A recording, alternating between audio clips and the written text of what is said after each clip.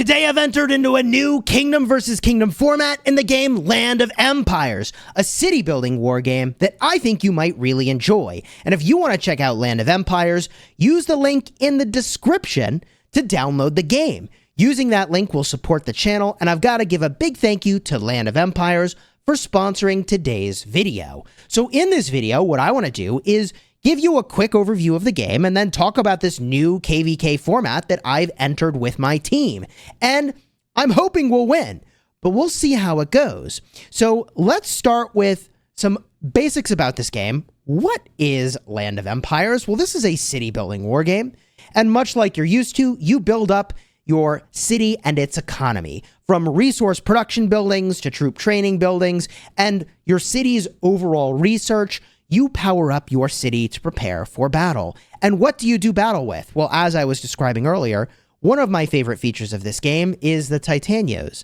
You've got giant dragons that you bring with you into battle. And although the first two Titanios you get offered are dragons, later on you gain access to a Hell Beast, and then eventually Odin over here.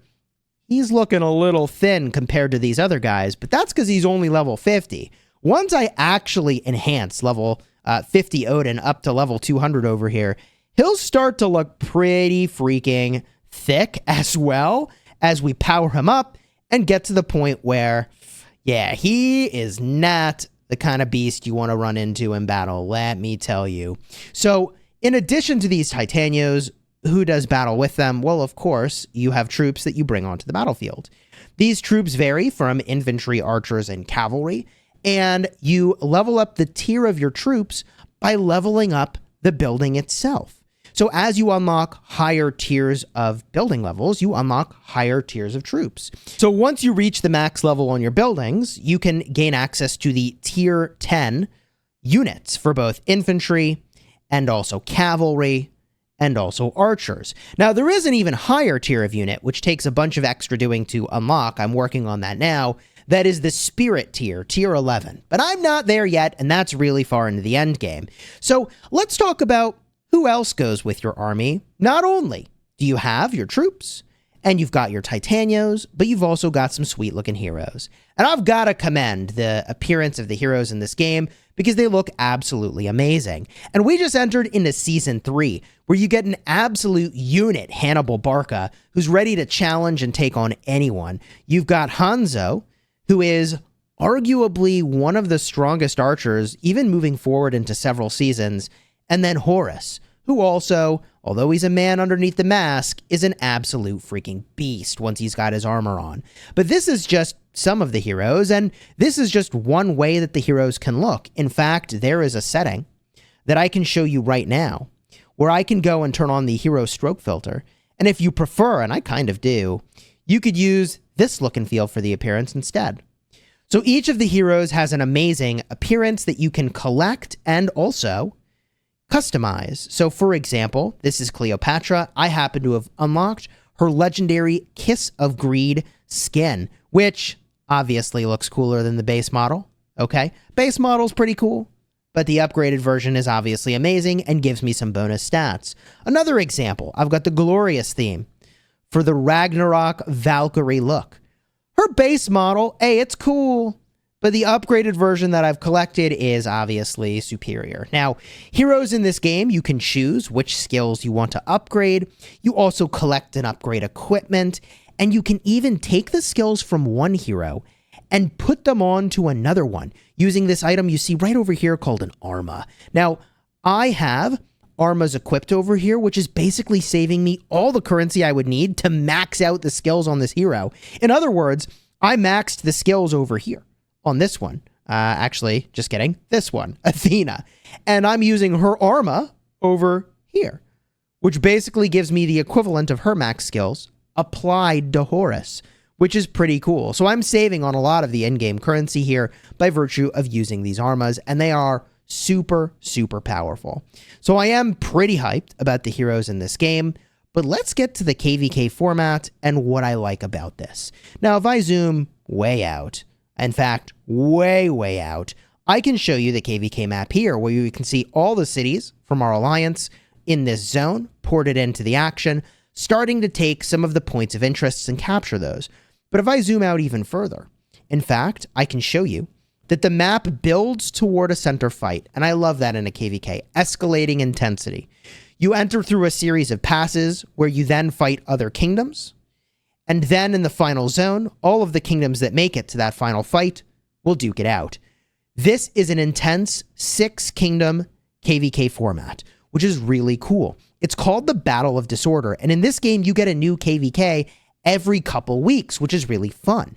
Now, in this format, you're ranked as an individual, and we haven't actually had any fighting yet, but also you're ranked as an alliance.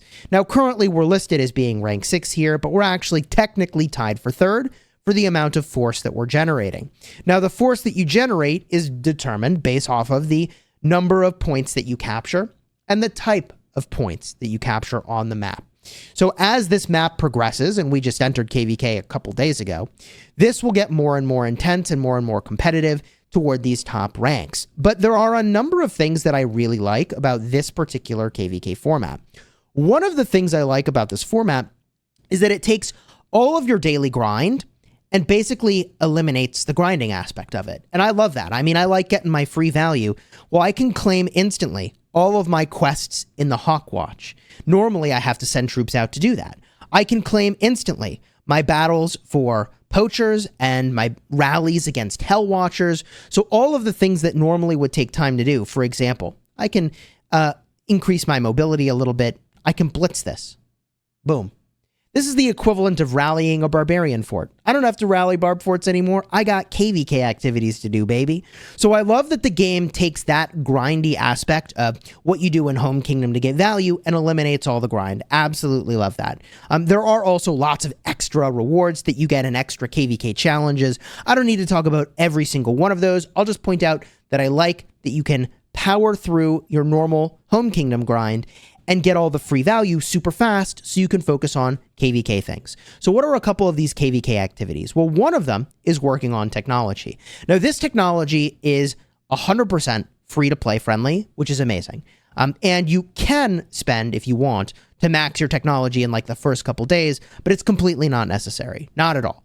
So this technology gives you huge boosts to your attack and your defense and your troop stats and the number of troops you can bring. And I love that it does this because, again, it's super easy to obtain for everyone, which means that it's a great equalizer. It makes it so the gap between a free-to-play player and a pay-to-win player is much more shrunk because they both have access to the same huge boost in stats coming from this technology. Now, in order to do your research here, you need golden leaves. And look, each research takes me 12,000 golden leaves, and I have over 2 million. Bro, you get golden leaves so fast in this game. It's very easy to max your technology. Now, there are a couple ways that you can get golden leaves. One is that you can convert resources into leaves. I, however, have so much golden leaf production, I don't even need this. Where am I getting that production from? Well, if you go to the map, you can actually take these points of interest, and taking these points of interest, these resource nodes, generates golden leaves for you. This is pretty damn cool. Now, there are ways that you can pay to accelerate your golden leaf production, but I would argue you often don't even need to. And this is really cool because when you capture nodes on the map, you don't have to send out gatherers anymore.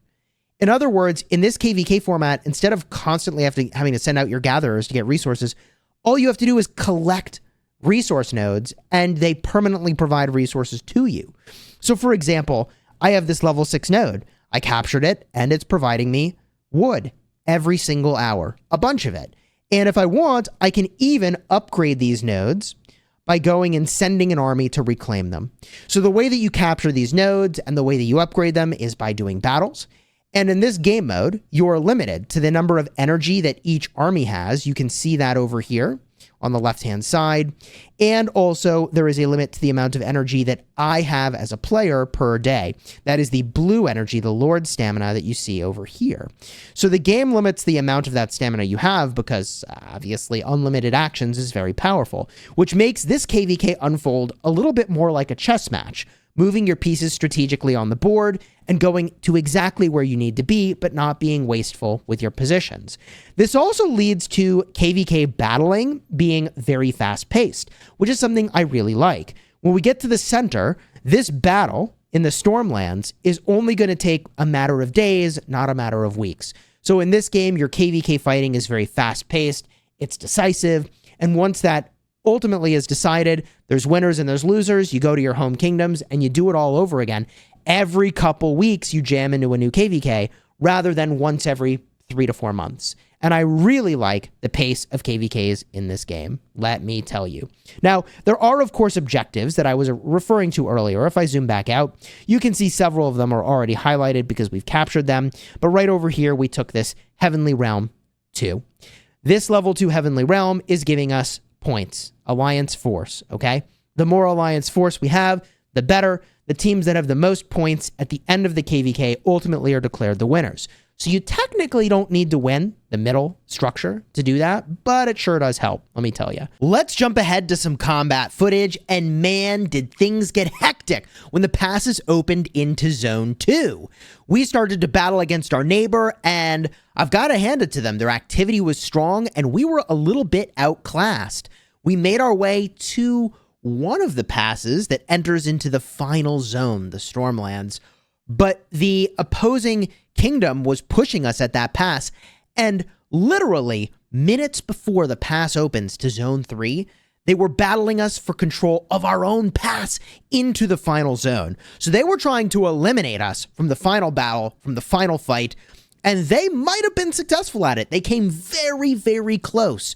So in this footage, you're watching me do a little bit of defending. I'm checking out my reports to see how I'm doing. Some of those reports are really good. Some of those reports are really bad. And after I did this fighting, let me tell you, I learned a lot about how to optimize my armies and my marches and the troop combos. And there's definitely some nuance to what you do in this game. But I'll say here that some of my biggest learnings were that in the earlier seasons of this game, which I'm in now, the really tanky infantry are great up front, and then you want a lot of archers behind them. Cavalry plays a more minimal role in the meta right now anyways. So focusing on those two troop types is a really great way to go. Anyways, I'm getting into the weeds here. What you're watching is our tiles in blue getting attacked by our enemy who's in orange, and we have to have a tile connected to the pass in order to take it. Unlike other KvK modes in this game, where you're building flags and making territory, in this particular game mode, you don't have to build territory like flags. You instead capture tiles, and you use those tiles to connect to other tiles and capture in one direction or another, building off of either your own tiles, my tiles are all in green, or your alliance members' tiles, those are in blue. Here you can see I hit a city, and this was kind of cool. In this game mode, your city is attackable, but people can't steal your resources, they can't kill your troops. You decide if you want to station troops to defend your city, and if you don't, then your wall can ultimately be burned and your city is ported out. So defending your city is ultimately important. But thankfully in this game mode, as far as I know, you can't get zeroed, which is kind of nice. In other KvKs in this game, you definitely can. So here you can see we were able to successfully defend this pass, barely. We swing in to attack it now, and a ton of people attack the pass. I actually probably should have been sending marches myself, but I wanted to capture this really cool footage of all these players swarming in on the pass to do damage to it. Now, the way that this works is that the pass has a durability. You can see that on the screen, sort of in green. Everybody's marches coming in are kind of blocking it. But once we take the durability of the pass to 0, it becomes ours, and then we can go into the final zone, that is Zone 3, and I'll show you some of that battling in a moment.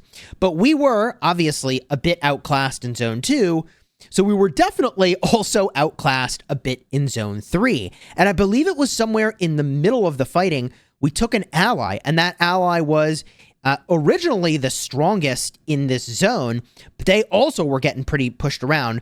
They are in yellow. So our allies are in yellow. I've now flashed in to the center zone to show you what some of this combat ultimately looked like. Our allies took this Heavenly Origin, which gives a bunch of force. That's points. The more force you have, again, the higher rank you are. I believe we ultimately finished out this KvK in rank 4, which I thought was really good, considering that we were probably the weakest one in there. In fact, we actually dropped down to a lower league of competitiveness after this KvK ended. I mean, we were a little outclassed here, swinging in at really the toughest league in the game. So now, what I want to show you is when the center opened. This is the equivalent in Rise of Kingdoms of the Kingsland ziggurat becoming available for capture, except there's still 1, 2, 3, 4 different kingdoms battling for it all at the same time. And this was really crazy and really hectic. We did not even have a seat at the table for this particular fight. In fact, while this was happening, we worked to push the group in orange out of Zone 2. So we were maneuvering against them in Zone 2 while they were trying to fight in Kingsland, which obviously, like, taking the fight from 2 different directions at once is really difficult to do. So we were working with our allies to clear out one zone sort of separate from this battling over here. They worked to try to capture the center.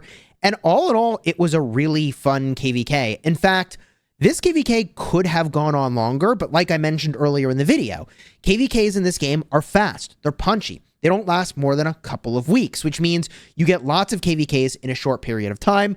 Some you win, some you lose, but at the end of the day, you're rolled right into another one really, really quickly, so the action doesn't stop, which I really like. If you want to check out Land of Empires and play for yourself, check out the link in the description to download the game. A big thank you again to Land of Empires for sponsoring today's video. I had a ton of fun playing in this KvK. I learned a lot about how to optimize my marches, and probably in a future video in the channel, you'll see me talk about just how much better. I mean, I 5x'd my damage by now, at least, with my marches, which is crazy. But I'll probably talk about that in another video. If you want to see more stuff about Land of Empires, some beginner's guides and some early game tips, check out the cards in the end screen. I think you might enjoy this game. And thank you again to Land of Empires for sponsoring today's video.